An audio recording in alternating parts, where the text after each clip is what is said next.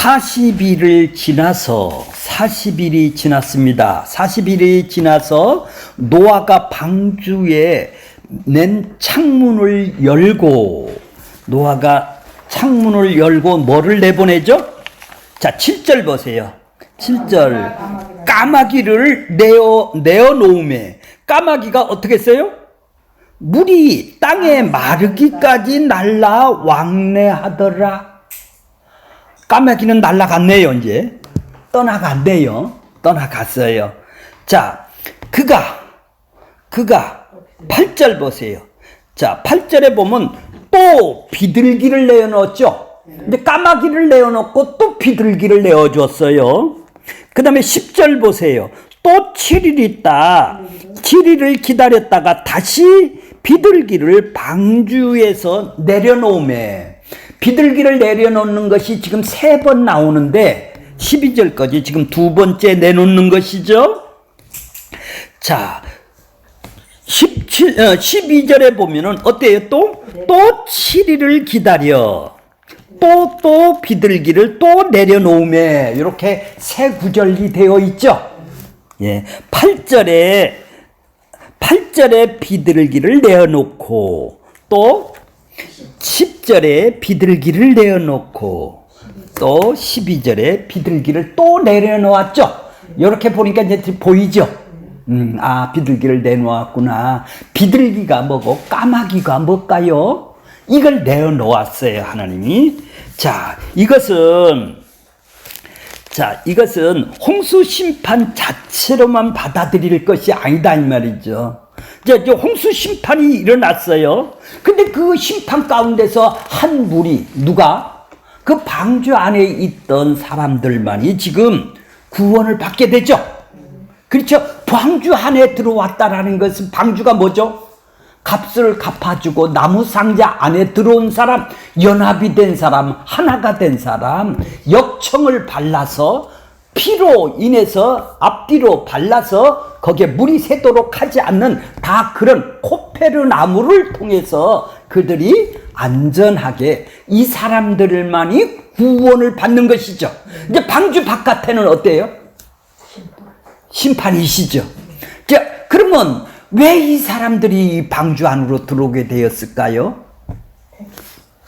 자, 그렇죠? 그러니까 방주 안에 들은 건 자기들이 노력을 하고 자기들이 노력을 열심히 해서 지금 들어와서, 거기에 들어왔나요? 그렇죠. 방주 안에 들어온 그러니까 방주 안에 들어온 내용은, 자, 우리도 노아처럼 믿음으로 좀 잘 살아서 심판에서 구원받는 자가 되자, 이렇게 우리가 노력하자는 말이 아니네요. 그죠? 그분이 우리를 글로 은혜를 주셨다고 그러는 걸 보고 그래요. 그거를 6장 5절에 보면은 은혜를 주셨다고 얘기를 하는 거예요. 자, 그러니까 은혜를 주신 사람과 은혜를 안 준 사람하고 지금 갈라지네요. 그죠? 분리시키는 것이죠? 예. 자, 저것도, 그러면 우리는 이래요. 왜 지금 홍수 심판으로 그 갓난 아이들이, 그들이 무슨 죄를 졌느냐? 어른들도 아닌데, 왜 그들까지 다 심판해서 홍수로 몰살을 싹 쓸어버리느냐? 하나님 너무한 거 아니요? 그렇죠? 너무한 거 아니에요. 하나님은 그런 고려를 안 하네요. 그죠? 다 죄인이기 때문에 공의가 집행이 되는 거예요. 먼저 모든 사람은 다 공의다 이 말이에요. 노아도 심판을 받아야 할 대상이다 이 말이에요. 거기에 은혜를 받은 자만이 상자 안에 코페르 나무로 만든 방주 안으로 들어보내게만 만든 거예요. 그러니까 노아도 죄인이죠. 그러니까 구원의 방법이 뭐예요? 은혜를 입었느냐에 달려있는 것이죠. 자, 6장 5절 보세요. 6장 5절 보세요. 6장 5절. 6장, 7장, 8장, 9장이 오늘 뭐죠? 노아의 방주 사건을 쓰는 거예요. 지금 6장, 7장, 8장, 9장까지가 노아의 방주 사건을 쓰는 거예요. 자, 6장 5절 보세요. 그러나 뭐가 어떻다고요? 노아는 어떻게 됐다고요? 6장 보세요. 6장 5절. 예, 6장 여호와께서 죄송해요. 6장 8절입니다. 6장 8절. 아이고, 예. 노아는 여호와께 은혜를 입었다. 그러나 입은 은혜를 입혔다라는 얘기죠. 예, 은혜가 뭐죠? 은혜가 뭐예요? 값없이 주셨다 이 말이요. 똑같은데 너도 똑같이 심판을 받아야 될 사람인데 은혜를 줬다라는 얘기예요. 은혜를 입혔다. 옷을 입혀준 것이네요. 은혜의 옷을 입혀줬다는 얘기예요. 바로 그러나 다른 사람은 다 은혜를 안 입힌 사람은 어떻게죠? 심판하시네요. 그렇죠? 은혜를 입힌 사람만이 방주로 지금 들어오는 거네요. 그럼 하나님이 어떻게 구원을 시키나요? 찾아와서 은혜를 입혀준 사람들. 그렇죠? 은혜를 안 입힌 사람은 심판이라는 얘기야. 그러니까 내 맘대로 구원시키고 내 행위대로 구원시키고 내 공로로 구원시키고 바로 예수 얘기를 써 있는 것이네요. 예수 얘기를 써 있는 거예요. 자, 이 사건은 홍수 이후에 새롭게 세워진 질서가 뭘까요? 이제 은혜로 구원을 받는다라는 것을 얘기를 하고 싶은 거예요. 자, 홍수 후에 세상은 하나님의 은혜라는 질서 위에다 이제 세워져야 되는데 다시는 모든 생물을 홍수로 멸하지 않는다고 언약을 주셨어요. 홍수로는 멸하지 않는데요. 이제 앞으로는 은혜로 구원을 시킨다라는 얘기죠. 자, 그리고 언약의 증거로 구름 속에 두 무지개가 세상에 하나님의 은혜라는 질서 아래에 있다. 은혜를 입은 사람만이 구원을 받는다. 자, 이제 비가 오고, 이제 지금 우리가 아까 12절까지를 봤지만은, 이제 비가 그쳤어요. 물이 점점 들었어요. 그래서 산 봉우리 아라랏산이 보여요. 노아가 40일을 지나 창문을 열고 지금 까마귀를 내놓았어요. 그죠? 까마귀를 나눴어요. 다시 또 비둘기를 내놨어요. 비둘기가 내놨는데 비둘기가 맨 처음에는 그냥 돌아오더니 두 번째는 내놨을 때는 뭘로? 감람나무 새 잎사귀를 어떻게 거기 감람나무 잎사귀 새 잎사귀 감람나무가 촉이 튼 새 잎사귀를 지금 물고 왔어요. 그래서 이제 지금 다 달았어요. 아라랏산에. 이제 그래서 이제 방주가 열려지게 되는 거예요. 방주 뚜껑을 열고 지면이 물이 거쳤음을 알게 되는 거예요. 그리고 하나님의 말씀에 따라 이제 방주에서 나오는 사건이에요. 이처럼 노아는 비둘기를 통해서 심판이 끝나고 땅의 상태를 알게 되었죠. 그렇죠. 이제 비둘기가 세상의 상태를 알려주는 것이 되는 것이죠. 이제 은혜로 살아가는 것이다 이 말이에요. 자, 6절을 다시 볼게요. 41일 지나서 노아가 그 방주에서 창문을 열고 7절에 보면 까마귀를 내놓음에 까마귀가 물이 땅에서 마르기까지 날라 왕래하더라. 마치 아까 대 보니까 물이 얼마나 감했나 얼마나 줄어들었냐 이걸 확인하기 위해서 까마귀를 밖으로 내놓은 걸로 지금 보이는 거겠죠? 이게 그런 것이 아니라 비둘기만이 이건 독립적인 절이에요. 이건 비둘기는 물을 확인하기 위해서 내놨지만 까마귀는 물을 확인하기 위해서 내놓은 것이 아니라 독립적으로 절이란 말, 같이 연결이 안 되는 절이다 이 말이죠. 자, 이제 그걸 보겠습니다. 40일이라는 말은 또 꼭 30일 만에 창문 열면 안 되니까? 왜 그래요? 니들 애굽에서 며칠 동안? 40년 동안. 광야에서 너 몇 년 동안?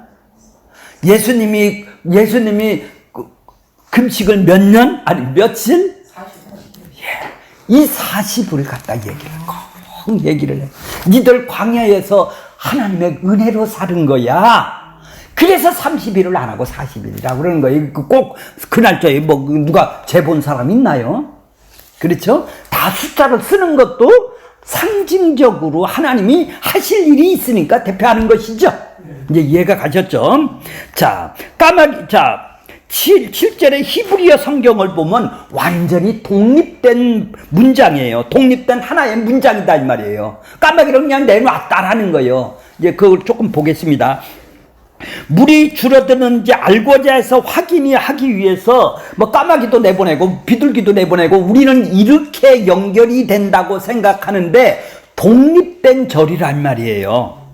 그러니까 물을 확인하기 위해서 까마귀를 내놓은 것이 아니다는 얘기죠. 하나님이 심판으로 말미암아 언약의 은혜를 입은 노아가 어둠에서 완전히 벗어났다라는 것을 까마귀를 통해서 이제 하나님의 심판이 완전히 벗어났다 이거를 알려주기 위해서 지금 까마귀를 먼저 내보내는 거예요. 자, 까마귀가 뭐예요? 까마귀가 상징하는 것이 뭐죠? 어둠이죠. 오레브라고 그래요. 빛을 잃고 어둠이에요. 깜깜하다. 밤이에요. 자, 까마귀는 어둠을 상징하는 새요. 그래서 까마귀를 내보냈다라는 것은 어둠이 이제 다 물러갔다. 심판이 다 물러갔다라는 의미로 지금 까마귀를 상징적으로 내보내는 거예요. 까마귀를 내보내 물이 줄었는지 확인하기 위한 것을 알고 있는데 그건 전혀 상관이 없어요. 물이 줄어든지 안 줄어든지 알고 내보내겠다라는 것은 비둘기만이에요. 왜? 독립된 문장이기 때문에. 그런데 내보냈다라는 것은 뭐예요? 어둠의 세력이 물러갔다라는 것을 이제 홍수로 말미암아 물이 말랐으니까 이제 새로운 세상이 되었다라는 얘기예요. 어둠의 세력이 이제 다 바뀌었다라는 얘기죠. 하나님의 심판을 지금 설명하고 있는 얘기네요. 그죠? 이제 심판이 어둠이 물러갔다라는 얘기예요. 까마귀를 내보냄으로 인하여 어둠이 물러갔고 어둠의 세력이 하나님의 심판에 의해서 제압당하고 다른 것을 마귀를 내보냄으로 말미암아 까마귀를 내보냄으로 말미암아 이제 어둠의 세력이 제압이 되었다. 복음을 설명하는 것입니다. 자, 까마귀를 내보냈어요. 까마귀를 내보냈으니까 지금 뭐라고 그러죠?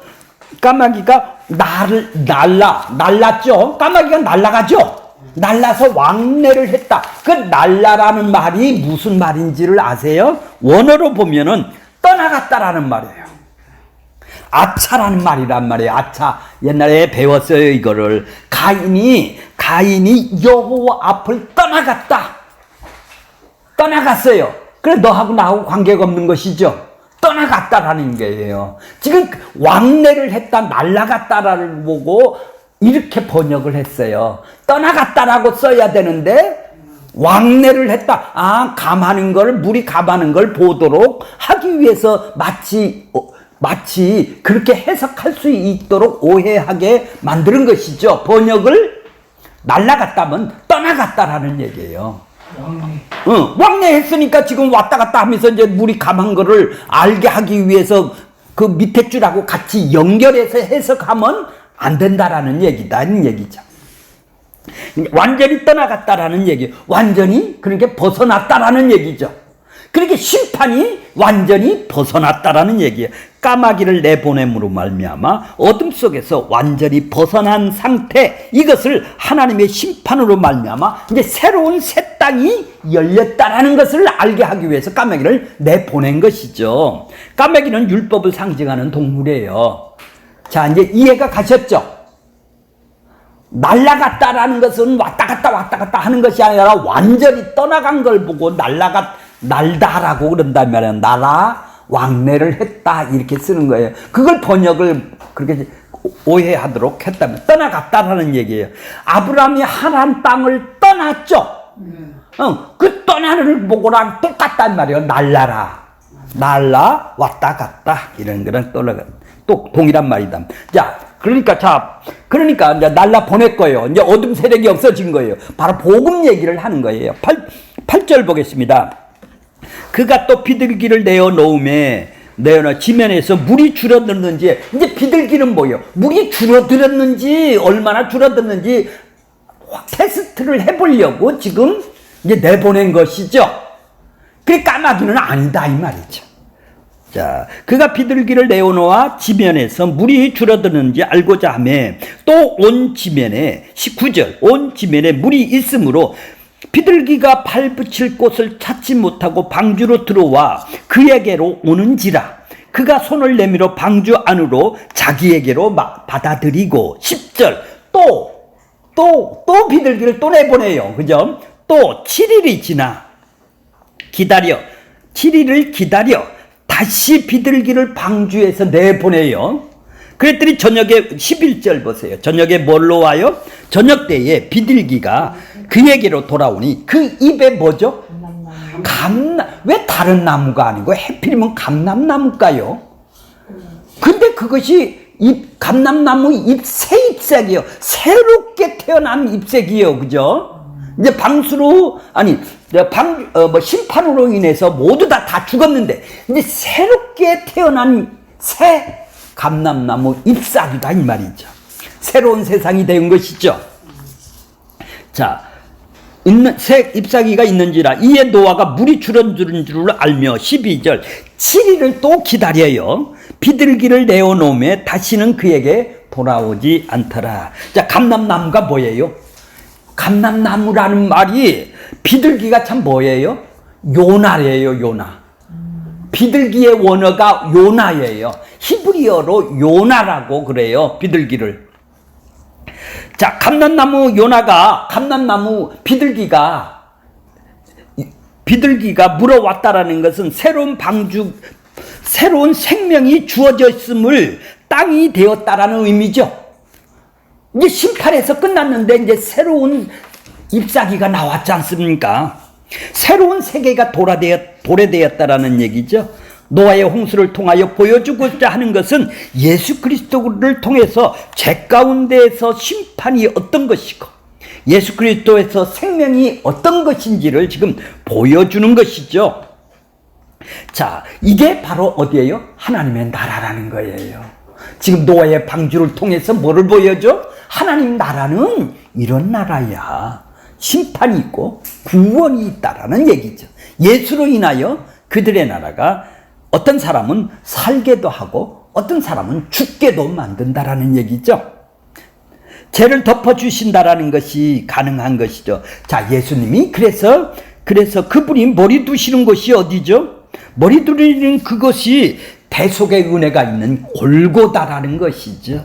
골고다가 뭐예요? 아라랏산이라고 저번 시간에 배우셨죠? 아라랏산이에요. 그 점에서 예수님의 십자가를 얘기를 하고 있는 거예요. 자, 마태복음 12장 39절에 보면 요나의 선지자를 얘기를 해요. 예수님께서 대답하여 이르시되 악하고 음란한 세대가 뭐를 구하나? 표적을 구하나 선지자 뭐 표적? 요나의 표적밖에는 비둘기 표적밖에는 보일 것이 없느니라. 40절에 보면 요나가 밤낮 며칠 동안 사흘 동안 물고기 뱃속에 있었던 것 같이 인자도 예수님도 며칠 동안 3일 동안 십자가에서 땅속에 있어야 된다. 죽고 십자가에서 묻혀야 된다라는 얘기죠.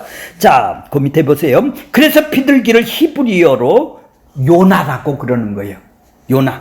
요나의 선지자가 느니웨에 가서 복음을 선포하라고 했어요. 북이스라엘 선지자가 요나에 있었어요. 그래, 니느웨라는 것은 이방인들이에요.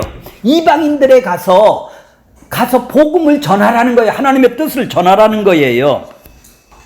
말씀을 선포를 했는데 이거 거부를 하는 거예요. 왜 우리를 침략하려 하는 저들한테 왜 이방인들이 구원받아야 돼? 거부를 했어요. 그래서 다시스로 도망갔어요. 도망간 이유는 원수에게 복음이 전하기가 싫은 거예요. 이것이 뭐예요? 복음이 전하기가 싫다는 것이죠.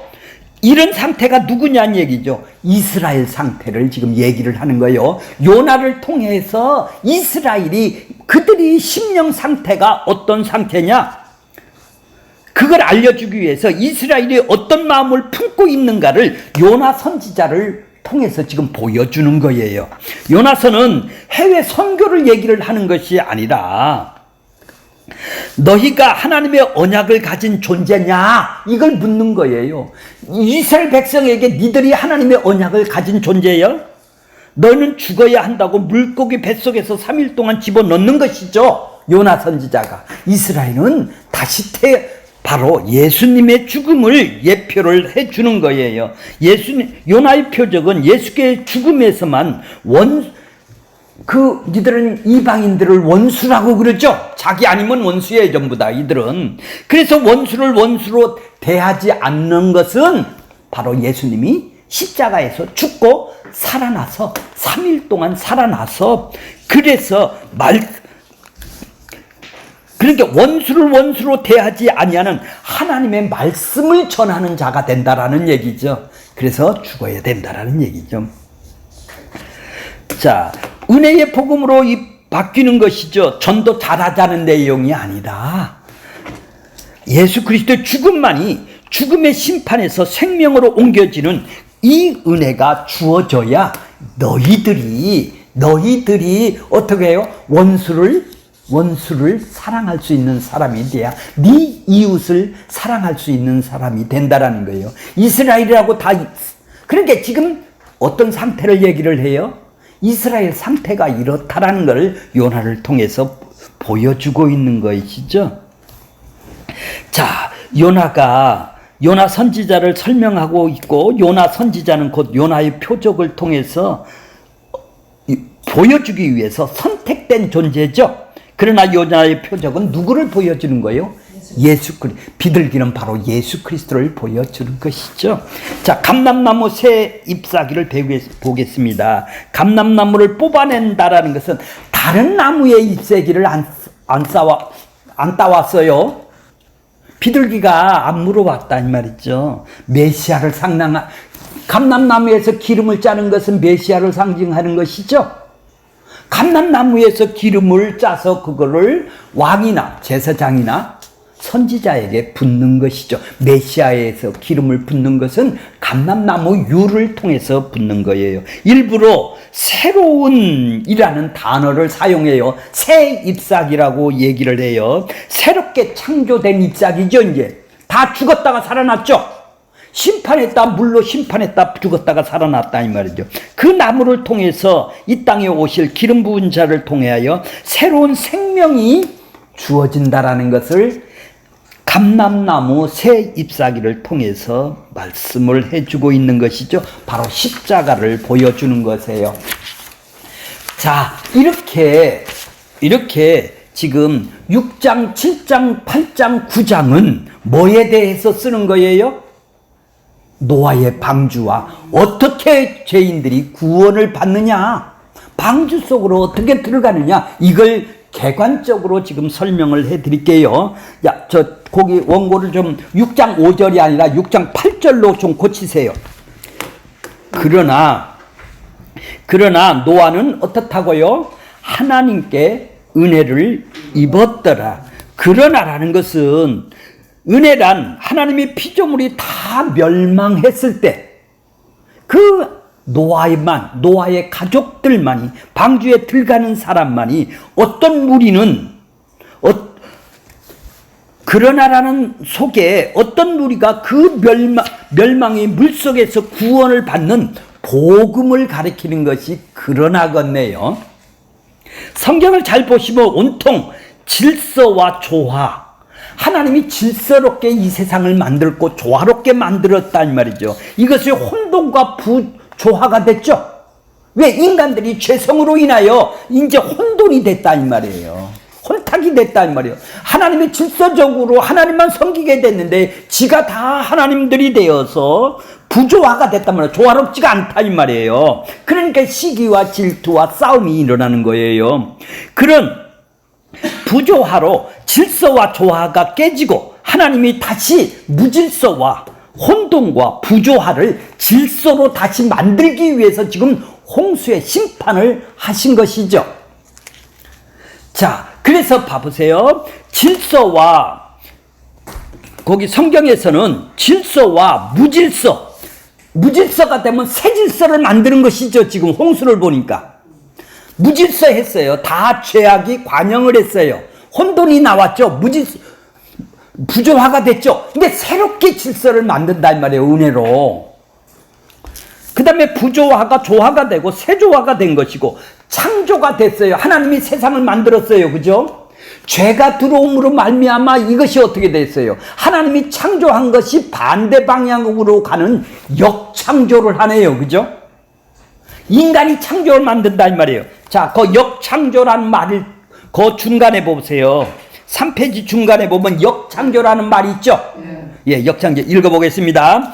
하나님이 조화로운 창조가 인간의 욕망으로 죄로 인하여 거꾸로 부조화와 혼돈으로 창조를 해나가네요. 인간들이. 하나님이 질서롭게 만들어 놓은 이 세상을 인간들이 마귀로 인하여 사탄으로 역창조라고 그래요. 거꾸로 창조 나간다 이 말이에요. 하나님은 이렇게 창조를 했는데 지들은 거꾸로 창조하는 것이 인간의 창조죠. 역창조를 해나가는 거예요. 노아의 홍수 사건에서 하나님께서 세우신 질서를 깨고 인간이 하나님 앞에 네피림이 되고 용사가 되고 유명한 자로 서게 한다는 시도가 바로 뭐예요? 역창조죠. 하나님만 왕인데 지들이 왕이 되려고 지금 하고 있지 않습니까? 하늘과 땅의 질서가 깨진 것이 역창조네요. 그죠? 인간들은 역창조를 한다 이 말이에요. 역창조가 되면은 어떻게 해요? 하나님이 판쓰리를 해서 다 쓸어버리고 새 창조를 한다 이 말이에요. 이것이 이 역사의 반복이다 이 말이에요. 지금 홍수 사건을 통해서 지금 보여주는 사건이다 이 말이에요. 자, 다시 말해서 하나님이 창조한 이 세상을 인간이 죄로 말미암아 망가뜨리고 부숴버리면 종국에는 하나님께서 그 망가뜨리고 왜곡된 것을 완전히 멸하시고 판쓰리 하시고 그 역창조 과정 속에서 하나님은 쉬지 않고 어떤 무리에게 은혜를 준다 이 말이에요. 노아에게 은혜를 준단 말이에요. 인간들이 역창조하는 과정 속에 은혜를 쏟아 부어 주어서 그거를 다시 새 창조를 이루게 되는 것이죠. 이게 이 세상의 역사란 말이죠. 이 세상의 역사입니다. 자, 그 11절 보세요. 우리 다시 보여요. 저녁 때 11절 그 중간에 있죠. 3페이지 중간에. 저녁 때에 비둘기가 그에게 돌아왔을 때 그 입에 뭐라고 그랬죠? 감람나무 새 잎사귀가 있는지라. 이에 노아가 땅에 물이 줄어드는 줄을 알았으며 이제 새로운 잎사귀가 이제 등장하죠. 이제 새 질서가 이제 심판하고 새 질서가 이루어지는 거예요. 이렇게 온통 사람들과 들짐승과 기식하는 숨을 쉬는 것들은 다 신체로 뒤덮인 폐허의 땅에 새로운 것이 어떻게 생겨났습니까? 하나님은 일부러 새로운이라는 형용사를 사용하여서 동원하여 폐허 속에서 새로운 것이 창조되었음을, 다시 말한 대로 심판 가운데 새로운 것을 준비하고 계셨음을 지금 시사를 하고 있는 거예요. 여기에서 알아둬야 될 것이 바로 요거예요. 바로 노아의 홍수 사건을 포함한 인간 성경 전체가 담고 있는 메시지는 홍수와 불로 심판하는 역창조의 심판에 초점이 있는 것이 아니라 새나라 새 땅 노아의 역창조가 되니까 우리는 언젠가는 또 끝나게 되겠죠. 인간의 죄의 관역으로. 노아 시대처럼, 노아 시대는 물로 홍수로 심판을 했지만은 예수님이 다시 오실 때 인간의 역창조는 어떻게 해요? 불로 심판을 하실 것이 아니겠습니까? 그때 새나라 새 땅이 완성이 되는 것이죠. 자, 하나님은 성경을 통하여 우리에게 일어나는 사건을 보게 되면 역창조의 과정 속에서 과연 우리가 새롭게 태어나 새하늘 새 땅으로 유업을 받을 수 있을까? 이런 의문이 믿는다라는 것이 이거 확실한가? 이런 걱정을 하는 사람도 있겠죠. 나는 너희에게 은혜를 반드시 노아를 통해서 은혜를 준 사람이 구원을 받게 되겠죠. 반드시 자기 백성들은 이렇게 구원한다라는 것을 의심 없이 보여주는 것이죠. 자, 맨 밑에 보세요. 노아의 홍수 사건 전체의 구조를 보면 그 히브리 문학의 대표적인 것은 대꾸법이라고 있어요. 대꾸. 이제 요 뒤에 조금 있으면 배울게요. 대꾸법 전체가 주제로 삼고, 자, 중간에다가 가장 핵심적인 단어를 둬요. 중간에다가. 그 다음에 시작하고 가장 산봉우리 위에 올라가면은 밑에서부터 시작해서 산봉우리에 올라갔다가 다시 하산을 하는 것, 이런 형식이 산봉우리에서 양쪽이 다 대꾸로 되어 있죠. 올라간 것만치 니리 가고 올라간 것만치 니리 가고 이렇게 서로 대꾸가 되어 있죠. 산 높이가 되어 있으면 이걸 보고 대꾸법이라고 그래요. 문장을 그렇게 쓴다 이 말이에요. 이게 6장, 7장, 8장, 9장이 이런 형식으로 지금 되어 있어요. 대꾸법 형식. 대꾸법 형식으로 노아의 홍수를 지금 설명하고 있어요. 자, 이제 그것이 4페이지에 있죠. 먼거 4페이지 보세요. 자,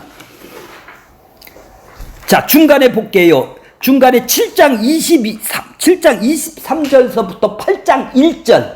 여기가 가장 산봉우리예요. 가장 높은 데다 이 말이에요.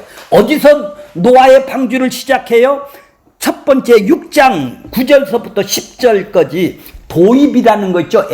도입이라는 것이 있죠. 도입이 있어요. 노아와 세 아들이 등장을 하죠. 그 다음에 이제 6장 11절서부터 12절에 비가 있죠.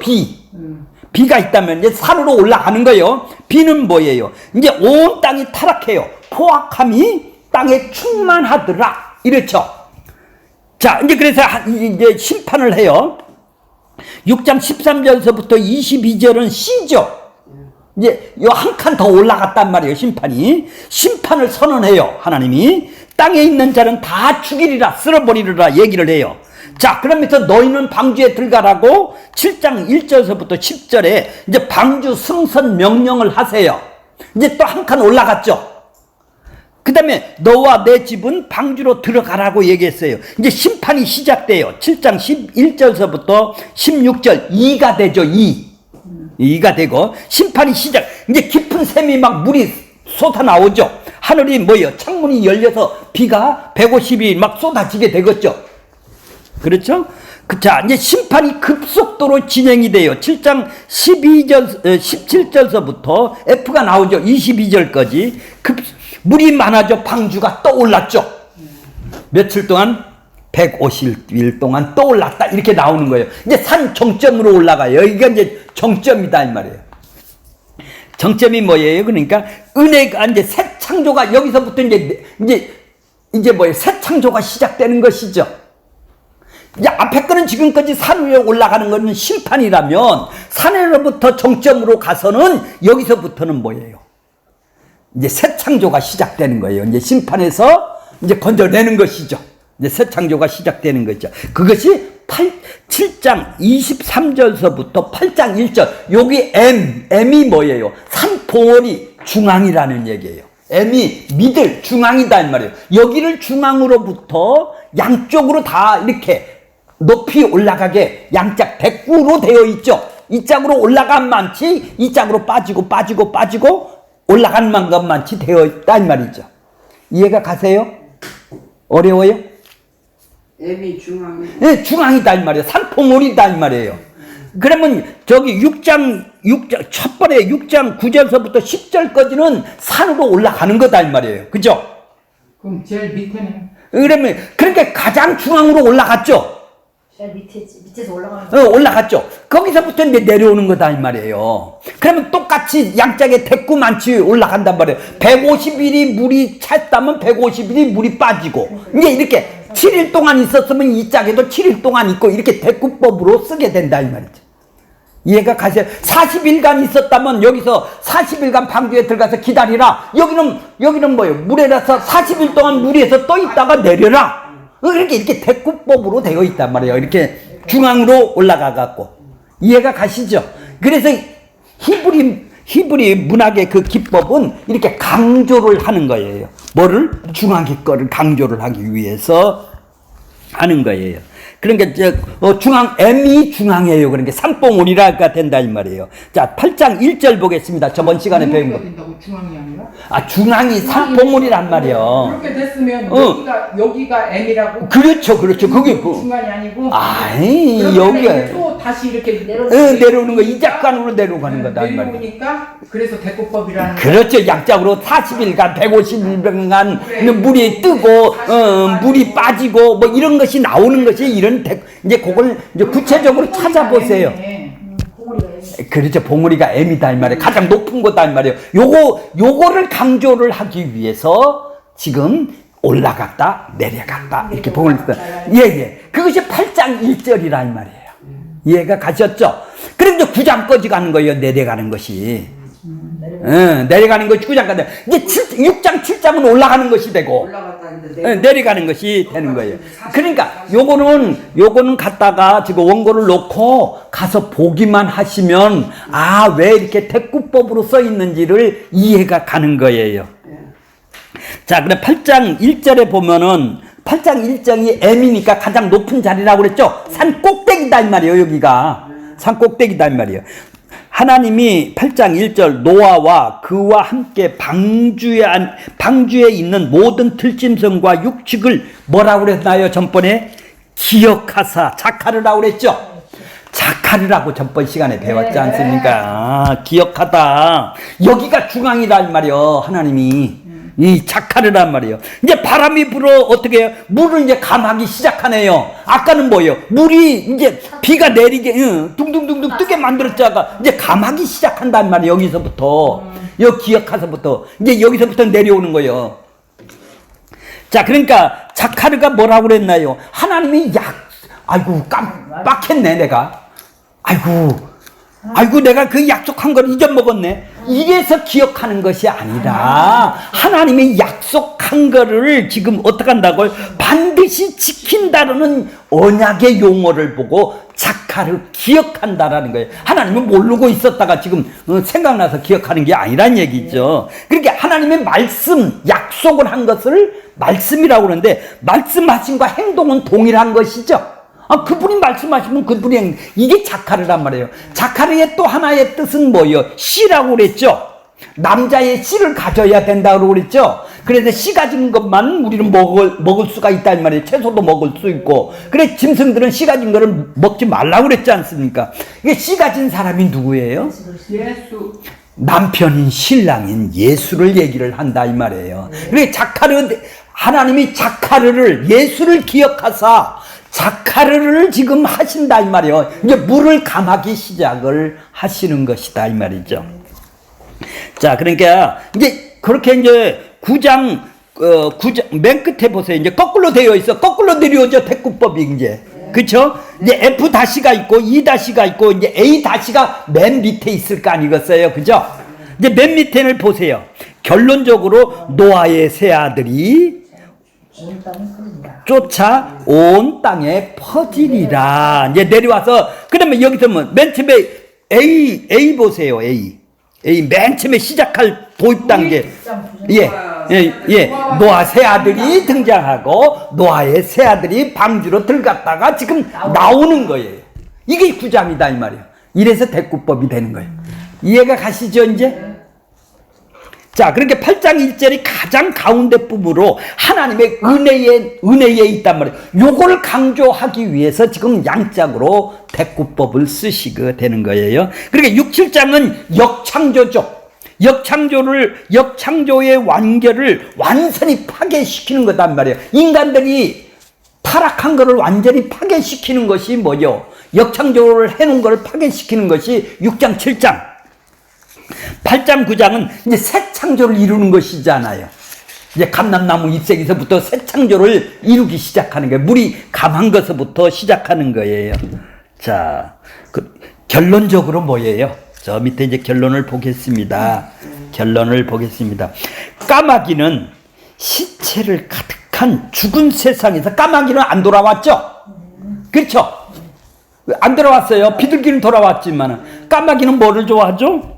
어둠의 세력을 좋아하죠. 죽은 사람을 좋아하죠. 내 욕망의 자리를 앉을 자리를 이 세상에서 찾는 것이 뭐죠? 까마귀죠. 이해가 가셨어요? 그렇게 돌아올 리가 없죠. 방주 안으로. 그렇지. 이 세상이 좋은데. 내 욕망으로 살아가는. 똑같이 방주 안에 들었어도 은혜를 모르는 것들은 이렇게 갈 수도 있네요. 그죠? 그죠? 까마귀로 산다. 우리가 까마귀였었지 않습니까? 이런 우리를 비둘기 되게 하셔서 이제 세상에서 앉아 있는 곳이 없음을 알고, 없음을 알게 하시고 방주로 다시 돌아오게 하시는 하나님의 은혜를 지금 얘기를 한단 말이에요. 이 비둘기를 통해서. 자, 심판에서 구원을 알게 된 자는